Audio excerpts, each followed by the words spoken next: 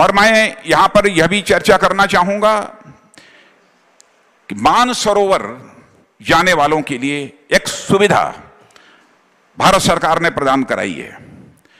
पहले मानसरोवर जाने के लिए तीर्थयात्री जाते थे तो सिक्किम के नाथुला का रूट लेकर उनको जाना पड़ता था, लंबा समय लगता था। लेकिन अब बॉर्डर रोड ऑर्गेनाइजेशन ने लिपू लेख तक एक लिंक रोड का निर्माण कर दिया है। और आप सबको इस बात की जानकारी होगी कि अब इस रोड के बनने के कारण मानसरोवर के लिए एक नया रास्ता मिल गया है। धारचूला लिपुलेख रोड बन जाने से मानसरोवर यात्रा अब 6 दिन कम समय में, पहले से 6 दिन से कम समय में पूरा करना यह संभव हो पाएगा। मैं समझता हूं कि मानसरोवर की यात्रा करने वाले तीर्थयात्रियों के लिए एक बहुत बड़ी यह सुविधा मिली है। लेकिन बहनों भाइयों, 80 किलोमीटर की यह सड़क बनी है, भारतीय क्षेत्र में बनी है। लेकिन हमारे पड़ोसी देश नेपाल में इस सड़क को लेकर कुछ गलतफहमियां पैदा हुई हैं।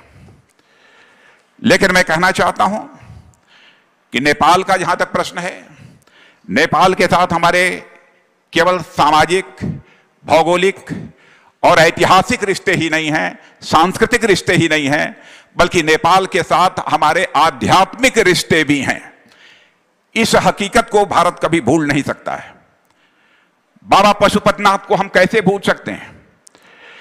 जहां तक बाबा पशुपतिनाथ, चाहे हमारे भारत में काशी विश्वनाथ, सोमनाथ, इन सब को अमरनाथ से अलग कोई कैसे कर सकता है?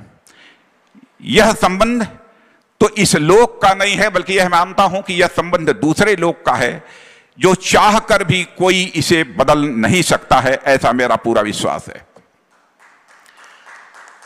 और मित्रों, इस समय मैं रक्षा मंत्री के रूप में जिम्मेदारी का निर्वाह कर रहा हूं और मैं जानता हूं कि हमारे यहां गोरखा रेजिमेंट है और गोरखा रेजिमेंट समय समय पर बराबर अपने शौर्य और पराक्रम का उसने परिचय दिया है। और उस गोरखा रेजिमेंट का भी उद्घोष है, जय महाकाली आयो री गोरखाली, यह उसका उद्घोष है। अब आप बताइए, महाकाली तो कलकत्ता में, कामाख्या में और विंध्याचल में सब जगह विद्यमान है, और महाकाली के भक्त तो इस देवभूमि उत्तराखंड के गांव-गांव में मिल जाते हैं। तो कैसे भारत और नेपाल का रिश्ता यह टूट सकता है? और इसलिए धारचूला के आगे कितनी भी धारें लगा दी जाएं, इन संबंधों को बहनों भाइयों काटा नहीं जा सकता।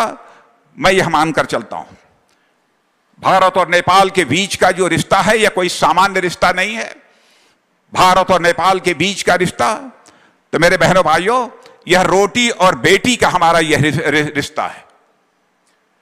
दुनिया की कोई ताकत इस रिश्ते को तोड़ नहीं सकती है। यदि लिपू लेक से लेकर धारचूला तक यह रोड बनने के कारण यदि कोई गलतफहमी नेपाल के लोगों में यदि पैदा हुई है, तो मैं समझता हूं कि उसका समाधान हम लोग मिल बैठ कर निकालेंगे, हम बातचीत के द्वारा उसका समाधान निकाल लेंगे। लेकिन मैं पूरे विश्वास के साथ कहना चाहता हूं, भारत में रहने वाले लोगों के मन में कभी भी नेपाल को लेकर किसी प्रकार की कटुता पैदा हो ही नहीं सकती है। इतना गहरा संबंध हमारे नेपाल के साथ है। हम मिल बैठकर इन सब सारी समस्याओं का समाधान करेंगे। और मित्रों,